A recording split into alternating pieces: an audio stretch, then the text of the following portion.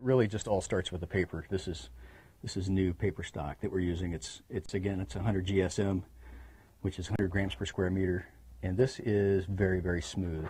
Unlike our last paper stock, we had ridges, which helped up to a point, but then after you threw it so hard, it caused ripples in the flight. And so what I'm doing now is just taking a real close look to make sure there are no imperfections in either surface of the paper, and then just determining which way the paper naturally curves when it gets heated up a little bit. So it curves a little bit like this, so I'll just go ahead and bake it a little bit, get all the moisture out, and then put the curved side down. And we're done with that.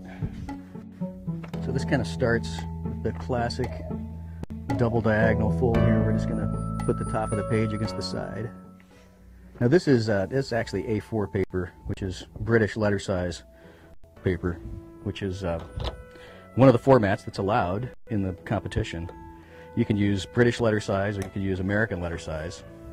But if you choose to use American letter size, you actually give up 3.5% on weight. So in a distance competition, you're giving up quite a lot. So I chose to go with A4 paper, and then I just had to re-engineer my plane for A4 size.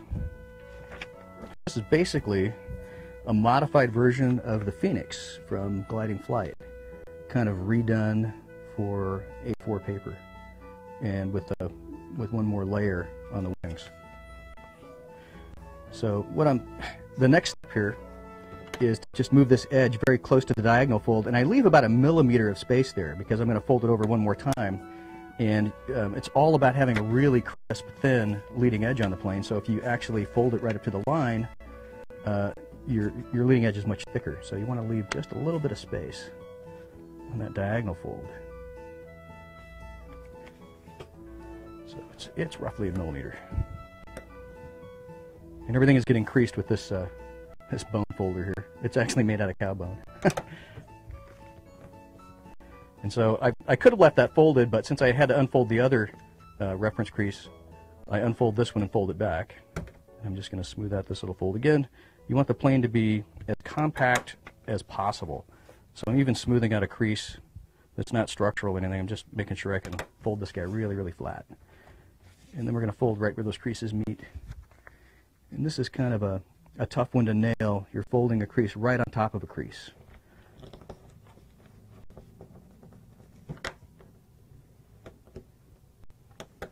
And so now I'm going to remake this crease on this side. And here's where we've departed from the classic Phoenix model. So I get those creases going, and then you have to fold both of these at the same time. Then you pick it up and make your fuselage crease, the main crease, right down the body of the plane. And that's to get all of the bubbling of the paper even on both sides. So we'll kind of get the nose going correctly, and then line up the tail, and then make the crease. And here now you've got a lot of layers going, so you really need something to press this down. And now I'm going to sharpen that leading edge on the nose here. You get the nose really super sharp. Flip it over and do the other side.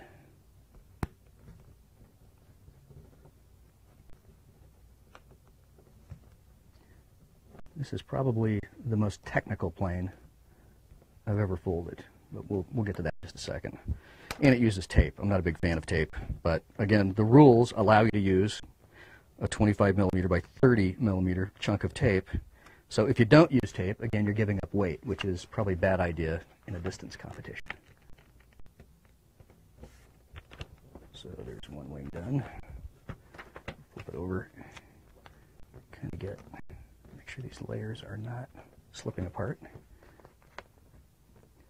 Lining up the trailing edge and the nose is really critical. It's the difference between this thing flying straight and really veering off course. So,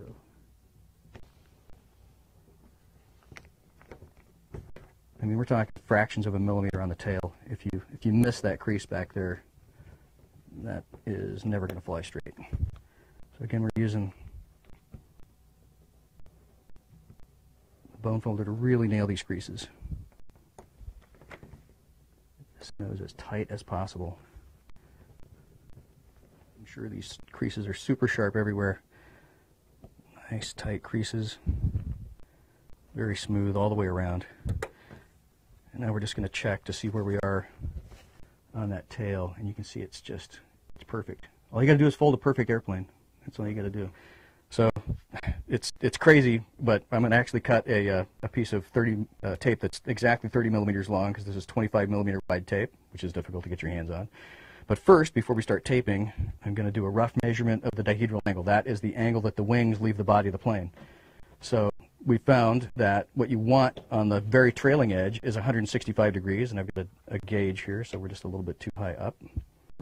So we want to do 165, and in the middle, 155. So at the widest part of the wing, 155, and then once again at the nose, 165. So it's a very, very technical plane, and the faster the plane goes, the less dihedral angle you want, and the air is leaving the nose of the plane at the very beginning of the throw. When the plane is traveling the fastest, the air is not adhering all the way down the wing. As the plane slows down, the air adheres further and further back on the wing, and so the dihedral angle increases as it goes further back on the wing. You want less dihedral angle for a glide, or rather more dihedral angle for a glide and less dihedral angle for the launch. So that's what we got going on here. Variable dihedral angle over the sweep of the plane. So once you get the dihedral kind of set right, then we're into getting our tape right. Well, tape chunk is 30 millimeters by 25, and this is a special order of 25 millimeter wide tape. Not really very available in the U.S. Park that bad boy right there. So this is sort of a special order 25 millimeter wide tape. And that's the allowable chunk right there. That's 30 millimeters. So I'm going to cut that bad boy into 14 pieces and apply them to different parts of the plane in a very, very specific order so that the wings stay exactly where I want them.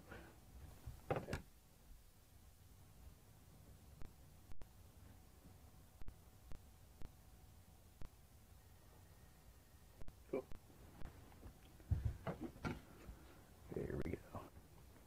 This tape has to be in a certain place so that the reflection doesn't kill me when I'm making the tape cut. Okay. It's amazing the number of tools that are required for me to build this plane. I really hate using tools of any kind to make a paper airplane, but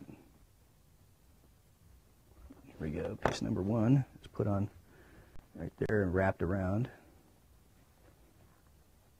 And that holds those layers in place. Hey John, could the airplane fly just as well without the tape? No.